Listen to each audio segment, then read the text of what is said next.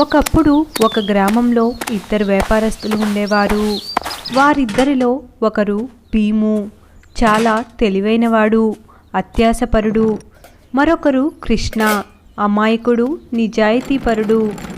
వారిద్దరూ ఊరూరికి తిరుగుతూ పాత పాత్రలు తీసుకొని కొత్త పాత్రలు ఇస్తూ జీవనం సాగించేవారు. వారిద్దరూ వ్యాపారం చేసేటప్పుడు చెరొక దారికి వెళ్ళేవారు. కృష్ణ ఒక వీధికి వెళ్తే భీము ఇంకొక వీధికి వెళ్ళేవాడు. కృష్ణ మాట చాలా మాధుర్యంగా ఉండేది, ప్రజలను తొందరగా ఆకట్టుకునేవాడు. భీము మాట చాలా కఠినంగా ఉండేది, అతని దగ్గరకు ఎవ్వరూ వచ్చేవారు కాదు. సామాన్లమ్మ సామాన్లు అనగానే గ్రామంలోని ప్రజలు వచ్చి వాళ్ళ దగ్గర ఉన్న పాత సామాన్లు ఇచ్చి కొత్త సామాన్లు తీసుకెళ్లేవారు. ఇదిలా ఉండగా ఒక వీధిలో ఒక వృద్ధురాలి ఇల్లు ఉంది. ఆమెకు తినటానికి ఆహారం కూడా దొరకక తన దగ్గర ఉన్న పాత పాత్రలను అమ్మేద్దాం అని అనుకుంటుంది. ఒకరోజు భీము పేద వృద్ధురాలి ఇంటి వైపుకు వెళ్తాడు. ఆ వృద్ధురాలి దగ్గర చాలా పాత మురికిగా ఉన్న పాత్రలు ఉన్నాయి.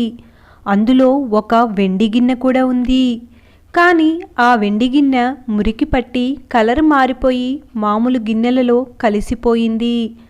ఆ వృద్ధురాలికి కళ్ళు సరిగ్గా కనిపించకపోవటంతో ఆ గిన్నె కూడా పాత గిన్నెలతో పాటు ఇచ్చి కొత్త పాత్రలు మరియు డబ్బులు ఇవ్వమని అడిగింది. భీము వాటిని చూడగానే అందులో వెండి గిన్నె ఉందని కనిపెట్టాడు. కానీ ఆ పాత్రలు దేనికి పనికిరావని చెప్పి తక్కువ విలువ చెప్పాడు. అతను ఆ పాత్రను తక్కువ ధరకు తీసుకోవాలని ఆలోచించాడు. వృద్ధురాలకు నిజం చెప్పకుండా మోసం చెయ్యాలని ప్రయత్నించాడు. వృద్ధురాలు అతను చెప్పిన దానికన్నా కొంచెం ఎక్కువ అడిగింది.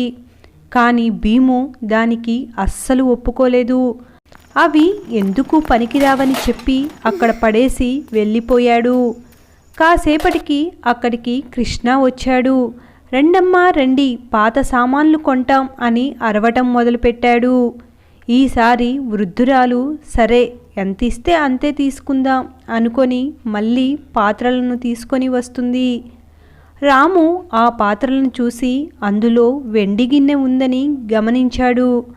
అవ్వా, ఇది వెండి గిన్నె, చాలా విలువైనది, అంత డబ్బు నా దగ్గర లేదు అవ్వా అని చెప్పాడు.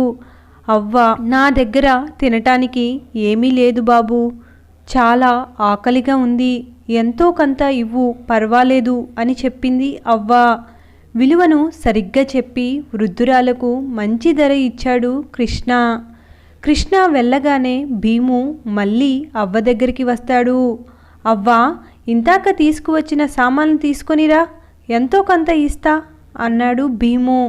ఆ మాటలకు అవ్వకి చాలా కోపం వచ్చింది.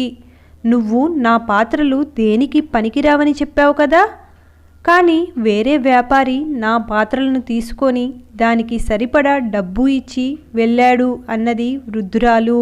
అప్పుడు భీము ఎంతో బాధతో, అయ్యో భగవంతుడా, నేను ఎంత పని చేశాను, నా చేతులారా నేనే మంచి అవకాశాన్ని పోగొట్టుకున్నాను, ఎంత మూర్ఖుణ్ణి నేను, నాకున్న దురాశతో అంతా పోగొట్టుకున్నాను అని బాధపడుతూ అక్కడి నుంచి వెళ్ళిపోయాడు. తర్వాత నుంచి ఎప్పుడూ నిజాయితీగా ఉండాలని నిర్ణయించుకున్నాడు.